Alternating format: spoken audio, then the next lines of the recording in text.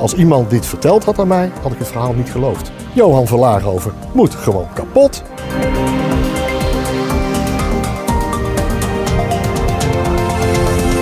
Receiving a report from the Dutch embassy in Bangkok about a Dutchman wanted in the Netherlands for growing and dealing in marijuana. Johan van Laarhoven deelt die cel met ongeveer 50 andere celgenoten en soms ook met een rottend lijk. For more than 13 months now, Dutch former coffee shop owner Johan van Laarhoven and his wife have been imprisoned in Thailand under horrific circumstances. De hel op aarde. De wijze waarop dat hij gedetineerd zit, dan breekt je hart elke keer. Dat is eigenlijk met geen pen te beschrijven. And it is totally unacceptable that when you can sell things here like milk in the supermarket, that you can be arrested abroad for doing what is legal here.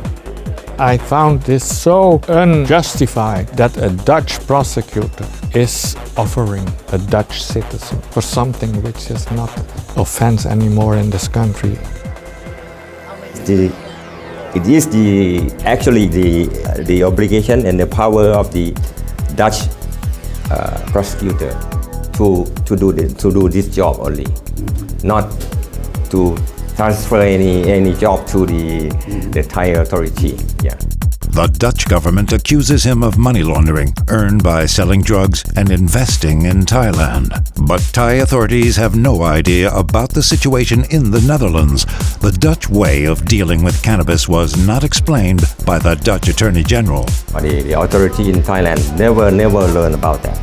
To correct this, Van Laarhoven's Thai defense lawyer was invited to Holland to have a good look at the Dutch approach towards cannabis.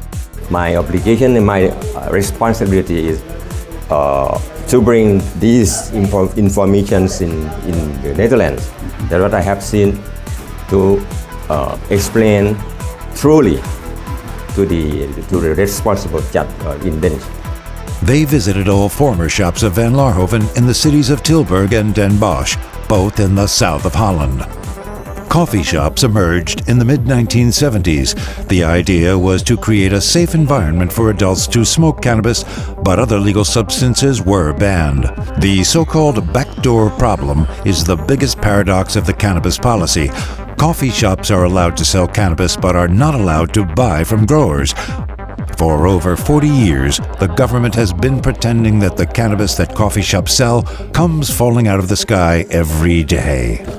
The Dutch government has given permission to him to sell in four coffee shops his cannabis joints. And he paid taxes. The Dutch government has got millions and millions of euros of tax, which is coming from the coffee shop. Dat elke euro die Johan in Thailand geïnvesteerd heeft, dat hij die verdiend heeft in Nederland, dat hij daar belasting over betaald heeft in Nederland. Ik begrijp het niet. It is typical for right-wing political parties to show that they have power, that they have balls. And if they cannot do that everywhere in the street, they need a fight against drugs. And that's why you often see in right-wing countries that the so-called war on drugs is intensified. And it is very easy to do that with coffee shop owners because they are an easy target because they are operating in the open. A so-called police task force in the south of Holland is actively searching for any criminal offense in the world of the coffee shops. Their approach is costly and uses extreme measures to achieve their goals. Microfoons bouwen in mijn auto, volgapparatuur onder je auto, in mijn kantoor inbreken en daar afluisterapparatuur plaatsen. 4 jaar lang telefoons aftappen, mailverkeer aftappen. Het lijkt wel dat je de grootste crimineel bent die op deze aarde rondloopt.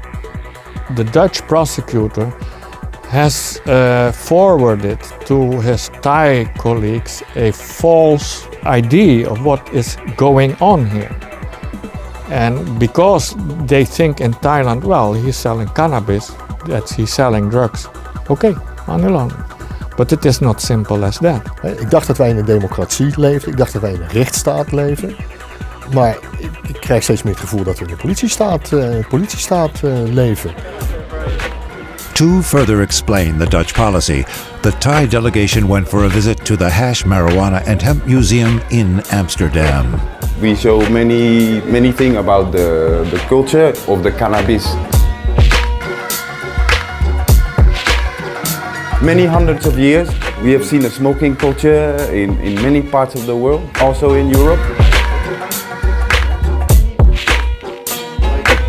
Franz received several letters from his brother Johan on a weekly basis, explaining the horrific conditions he is under in jail. Frans, sorry voor de slechte kwaliteit van mijn schrijven. Maar mijn lijf vergaat van de pijn. Ik kan er met mijn pet niet bij, maar Johan ook niet. Die schrijft elke brief die hij schrijft aan mij. Ik ben onschuldig. Ik begrijp het niet. En als ik iets misdaan heb, breng me naar Nederland. Dan kan ik me daar voor een rechter verantwoorden. Hier in Nederland is nog geen rechtszaak geweest. But Dutch judges are not going along with the harsh attitude of the public prosecutors.